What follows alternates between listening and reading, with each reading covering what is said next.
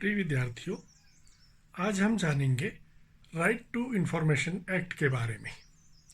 सूचना का अधिकार अधिनियम वर्ष 2005 आरटीआई 2005।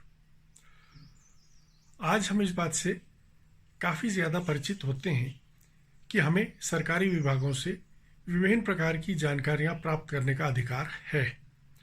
आरटीआई शब्द जब कहते हैं तो एक आम आदमी भी इससे यह समझता है कि सरकारी विभागों से जानकारी प्राप्त करने का उसके पास अधिकार है, लेकिन यह अधिकार बहुत ज़्यादा पुराना नहीं है। हमारे देश में यह 2005 में लागू हुआ था। आज क्योंकि इतना समय व्यतीत हो चुका है और तमाम लोग सरकारी विभागों से विभिन्न प्रकार की सूचनाएं प्राप्त करने के अभ्यस्त हो चुके हैं, ऐसे में एकाएक यह कल्पना करना मुश्किल लगता है कि वर्ष 2005 से पहले तक क्या व्यवस्था थी। यह आश्चर्यजनक है कि उससे पूर्व सरकारी विभागों से कोई जानकारी प्राप्त करना बहुत ही कठिन कार्य था और यह संबंधित विभाग के अधिकारी की मर्जी थी कि वो उपरोक्त जानकारी किसी व्यक्ति को दे अथवा न दे। और वो कोई भी जानकारी, सरकारी कोई भी जानकारी जो कि दरअसल में आम आदमी के हितों से, आम लोगों के विकास कार्यों से जुड़ी हुई होती थी, वो देने के लिए भी बाध्य नहीं था। हमारे संविधान में सूचना का अधिकार अधिनियम को हालांकि फंडामेंटल राइट नहीं बनाया गया था, लेकिन इसके बारे में उसमें उल्लेख अवश्य था कि यह इस प्रकार का अधिकार है जो कि आम जनता को दिया जाना चाहिए। इस प्रकार का संकेत हमारे संविधान में पहले से था। 1976 में सुप्रीम कोर्ट में एक केस चला था, राजनारायण बनाम सरकार। उस मामले में भी सुप्रीम कोर्ट ने यह टिप्पणी की थी कि आम जनों को स्वतंत्रता का अधिकार होना चाहिए इस बात का कि उन्हें सरकारी विभागों से कोई जानकारी मांगने में हिचकिचाना न पड़े और वे जब जानकारी मांगे तो उन्हें वो जानकारी आवश्यक रूप से दी जाए। ये सुप्रीम कोर्ट ने टिप्पणी की थी, हालांकि उसने इसको आदेश के रूप में जारी नहीं किया था।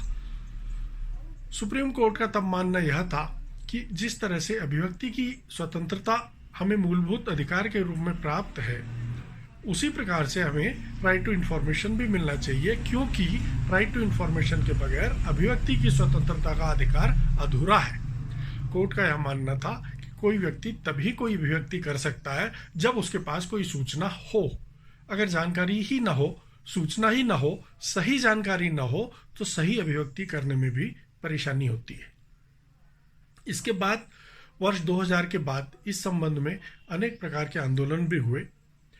जो एक सोशल एक्टिविस्ट थे अन्ना हजारे, और जो इस समय दिल्ली के मुख्यमंत्री हैं अरविंद केजरीवाल, इन लोगों ने मिलकर के एक आंदोलन चलाया था जिसमें कि सूचना का अधिकार लागू किए जाने की मांग की गई थी।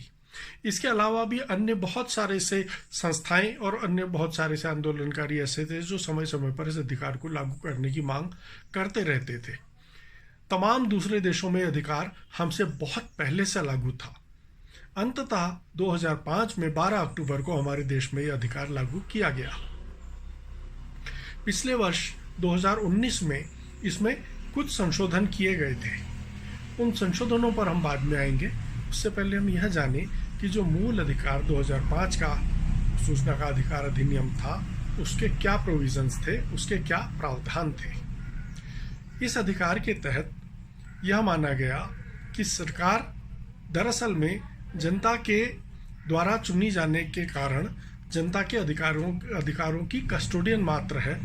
अतः यदि, और साथ में यह भी है कि सरकार चलती जनता के ही खर्चे से है, पैसा जनता के माध्यम से ही सरकार के पास आता है जिसे वह खर्च करती है। ऐसे में अगर जनता से जुड़ा कोई व्यक्ति, कोई आम व्यक्ति यह जानना चाहता है कि वह राशि किस प्रकार से खर्च की जा रही है, विकास कार्य किस आधार पर किए जा रहे हैं, तमाम निर्णय किन आधारों पर लिए जा रहे हैं, तमाम तरह की पत्रावलियां क्या हैं, अधिकारियों द्वारा क्या टिप्पणियां की जाती हैं, किन आधारों पर सरकार कोई निर्णय लेती है या किसी निर्णय को नहीं लेती, इस सब के क्या कारण है, यह जानने का अधिकार आम जनता को होना चाहिए। और क्योंकि सरकार जनता की कस्टोडियन मात्र है, अतः जो भी सरकार से जानकारी पूछे वो जानकारी सरकार जनता को दे, तभी देश में एक स्वस्थ माहौल और एक पारदर्शिता का, विकास का माहौल बन सकेगा। बहरहाल इस अधिनियम के तहत जो प्रावधान किए गए उनमें यह था कि कोई भी व्यक्ति किसी भी सरकारी विभाग से किसी भी प्रकार की कोई जानकारी अगर मांगता है तो वह विभाग वह जानकारी देने के लिए बाध्य है। इसमें केवल कुछ प्रकार की जानकारियों को छोड़ा गया था जो देने के लिए संबंधित विभाग बाध्य नहीं है, या जो जानकारियां देने से वे इनकार कर सकते हैं।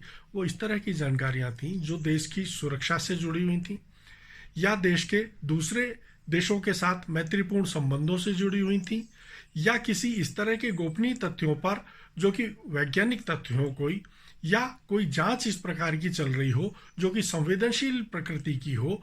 इस तरह की कुछ चीज़ों को छोड़ करके बाकी सभी जानकारियां दिया जाना इस एक्ट के तहत आवश्यक कर दिया गया था। अब सरकारी विभाग से जानकारी लेने की प्रक्रिया यह है कि 10 रुपये की फीस दे करके 10 रुपये का शुल्क दे करके किसी भी विभाग से, जो अभी मैंने आपको बताए, उस प्रकार की संवेदनशील जानकारियों को छोड़ करके किसी भी प्रकार की जानकारी किसी भी विभाग से प्राप्त की जा सकती है। यह जानकारी देने के लिए प्रत्येक विभाग में एक लोक सूचना अधिकारी की नियुक्ति की गई है, जिसे पब्लिक इंफॉर्मेशन ऑफिसर कहते हैं, या शॉर्ट में आमतौर पर पीआईओ कहते हैं। इस पीआईओ का दायित्व है कि कोई भी जानकारी जो किसी व्यक्ति द्वारा उनसे पूछी गई हो 10 रुपये के शुल्क के साथ, वो जानकारी दिया जाना 30 दिन के भीतर आवश्यक है। यह 10 रुपये का शुल्क जो है यह बैंक ड्राफ्ट द्वारा, बैंकर्स चेक द्वारा, या पोस्ट ऑफिस के पोस्टल ऑर्डर के द्वारा, और या फिर उस विभाग में नकद रसीद कटा करके भी जमा की जा सकती है। जब किसी व्यक्ति द्वारा कोई जानकारी पूछी जाती है तो पीआईओ को उस जानकारी को 30 दिन के भीतर देना आवश्यक होता है। इसमें बहुत सारे से विभाग तो सरकार द्वारा ऐसे निर्धारित किए गए हैं जिनकी पारदर्शिता 100% निर्धारित की गई है, यानी कि वे कोई भी जानकारी देने से इनकार नहीं कर सकते। इनमें लोक निर्माण विभाग है, ग्रामीण अभियंत्रण सेवा है, पेयजल है, शिक्षा विभाग है, और विद्युत विभाग है। इस तरह के विभाग हैं जो कि सभी प्रकार की जानकारियां देने के लिए बाध्य हैं और उनकी पारदर्शिता 100% सुनिश्चित की गई है। 10 रुपये के शुल्क के आधार पर जब किसी व्यक्ति द्वारा कोई जानकारी मांगी जाती है और पीआईओ उस जानकारी को 30 दिन में यदि नहीं दे पाता है, या वो जानकारी आधी अधूरी होती है, अथवा जिसने वो जानकारी मांगी है वो उस जानकारी से संतुष्ट न हो, तो उसी विभाग में एक अपीली अधिकारी की भी नियुक्ति होती है। हर विभाग में एक अपीलेट अथॉरिटी होती है और संबंधित व्यक्ति उस अपीली अधिकारी के पास अपील कर सकता है, और जो उसको पीआईओ के द्वारा निर्णय दिया गया होता है उस निर्णय को मिलने के 30 दिन की अवधि के भीतर वो अपील कर सकता है, या 30 दिन के भीतर अगर उसे किसी प्रकार का भी कोई जवाब न मिले तो भी वह उसके अगले 30 दिनों के अंदर अपीली अधिकारी के पास अपील कर सकता है। अपीली अधिकारी का यह दायित्व है कि वह प्रार्थना पत्र मिलने के 30 दिन के भीतर या विशेष परिस्थितियों में 45 दिन के भीतर आवश्यक रूप से पूछे जाने वाले व्यक्ति को वह जानकारी सही उपलब्ध करवाए। यदि जो व्यक्ति जानकारी ले रहा है वो इससे भी संतुष्ट नहीं होता है तो प्रत्येक राज्य में राज्य स्तरीय CIC, चीफ इंफॉर्मेशन कमिश्नर का ऑफिस है, जहाँ की चीफ इंफॉर्मेशन कमिश्नर के साथ 5 से लेकर 10 तक के दूसरे अन्य कमिश्नर जो कि इंफॉर्मेशन कमिश्नर्स हैं उनकी नियुक्ति की गई है, वहाँ अपील कर सकता है। और यह संस्था संबंधित अधिकारी से जवाब तलब कर सकती है। 250 रुपये प्रतिदिन के हिसाब से अधिकतम 25,000 रुपये उस पर जुर्माना भी कर सकती है, और यह जुर्माना उस व्यक्ति को, अगर CIC ने उसको के ऑफिस ने उसे दोषी पाया हो तो वो 25,000 रुपये तक का जुर्माना जो किया जाएगा वो संबंधित अधिकारी को अपने पास से, अपनी तनख्वाह से, अपनी निजी आय से जमा करना होता है। वो इसे सरकारी विभाग से नहीं ले सकता। अब जो जानकारियां मांगी जा सकती हैं वो किस प्रकार की हो सकती हैं? वो जानकारियां संबंधित फाइल, संबंधित अधिकारी का आदेश, उस पर की गई चर्चा के दौरान नोट किए गए मिनट्स, किसी निर्माण कार्य में प्रयुक्त की गई सामग्री, किस प्रकार की सामग्री का उपयोग किया गया है, उस सामग्री के नमूने, या इलेक्ट्रॉनिक रूप में अगर कोई किसी प्रकार की जानकारी उपलब्ध है तो उस इलेक्ट्रॉनिक रूप में उस जानकारी को ले पाना, या संबंधित दस्तावेजों की फोटोकॉपी ले पाना, ये सब कुछ इसके तहत मान्य है। अगर जानकारी ज़्यादा लंबी होती है तो 2 रुपये प्रति पृष्ठ के हिसाब से फोटोकॉपी का खर्चा सूचना मांगे जाने वाले व्यक्ति से लिया जा सकता है। और अगर ज़्यादा बड़े दस्तावेज हों तो उनमें जो वास्तविक लागत आती है वो ली जा सकती है। जो व्यक्ति सवाल पूछ रहा है उस व्यक्ति से उस प्रकार का खर्चा लिया जा सकता है। बीपीएल श्रेणी के लोगों को यह सुविधा मुफ्त दी जाती है। अगर वो साथ में बीपीएल का सर्टिफिकेट अपनी एप्लीकेशन के साथ में लगाते हैं तो उनको सारी जानकारी मुफ्त उपलब्ध कराई जाती है। इसके अतिरिक्त अगर किसी मामले में किसी व्यक्ति की जिंदगी से जुड़ा हुआ कोई प्रकरण है तो उस मामले में 48 घंटे के भीतर जानकारी दिया जाना आवश्यक है। अब इसमें 2019 में वर्ष 2019 में जो परिवर्तन किए गए पार्लियामेंट द्वारा अधिनियम पारित करके कुछ परिवर्तन किए गए, जैसा मैंने आपको पहले बताया, वो परिवर्तन इस प्रकार के हैं कि पूर्व में सीआईसी या आईसी चीफ इंफॉर्मेशन कमिश्नर या इंफॉर्मेशन कमिश्नर इत्यादि का कार्यकाल 5 वर्ष का निर्धारित किया गया था और उनकी तनख्वाहें भी चुनाव अधिकारी के और मुख्य चुनाव अधिकारी के समकक्ष तय की गई थी।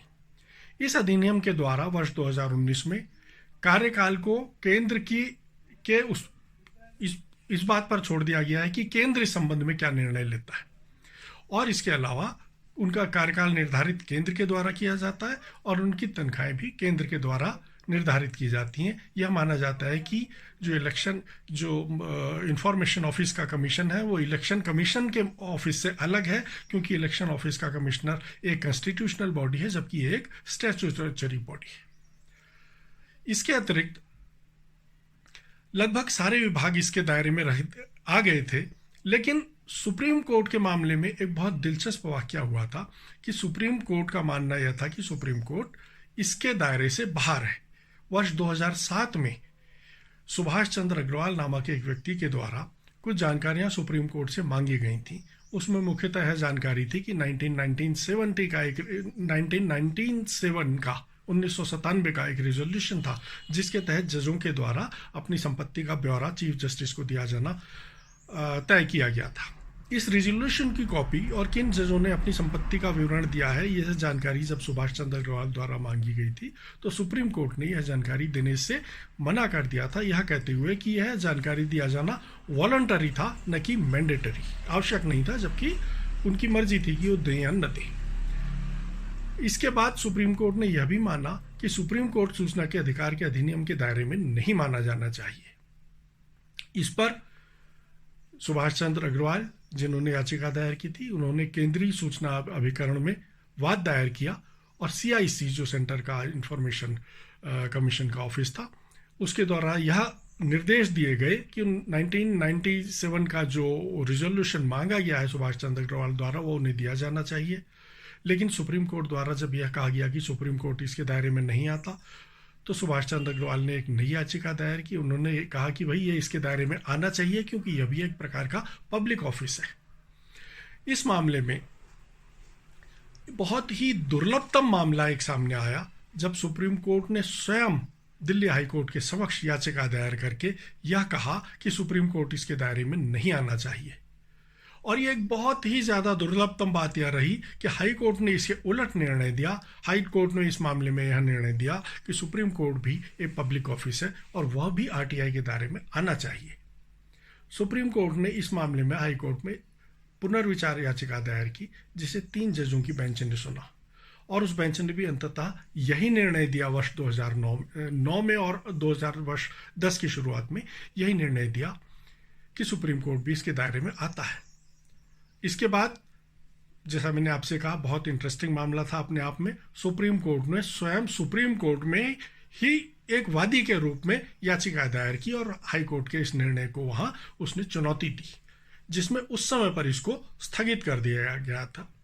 वर्ष 2016 में उसके बाद 5 जजों की बेंच तय की गई, कॉन्स्टिट्यूशनल बेंच तय की गई सुप्रीम कोर्ट में। उस कॉन्स्टिट्यूशनल बेंच ने इस मामले पर सुनवाई की और अंततः सुप्रीम कोर्ट ने स्वयं के अपने ही निर्णय के खिलाफ निर्णय देते हुए यह तय किया कि सुप्रीम कोर्ट भी इसके दायरे में आता है। सुप्रीम कोर्ट एक पब्लिक ऑफिस है और वह भी आरटीआई के दायरे में आता है। तो इसके बाद से वर्तमान हालात यह है कि सुप्रीम कोर्ट सहित देश की समस्त संस्थाएं इन समस्त संस्थाओं में वो समस्त संस्थाएं भी शामिल होती हैं जो सरकार से किसी प्रकार की सहायता लेती हैं, आर्थिक सहायता लेती हैं। जैसे कि एनजीओज को लेकर बहुत समय तक यह माना गया कि एनजीओज नॉन गवर्नमेंटल ऑर्गेनाइजेशंस हैं, वो इसके दायरे में नहीं आएंगे। लेकिन जब वे सरकार से किसी प्रकार की सहायता लेते हैं, कोई भी निजी विद्यालय जो सरकार से इस प्रकार आर्थिक सहायता लेते हैं, या कोई भी संस्था जो सरकार से कोई आर्थिक सहायता लेती है, वह इस अधिनियम के दायरे में आती है और वह इसके तहत कोई भी जानकारी किसी भी व्यक्ति के द्वारा मांगे जाने पर देने के लिए बाध्य है।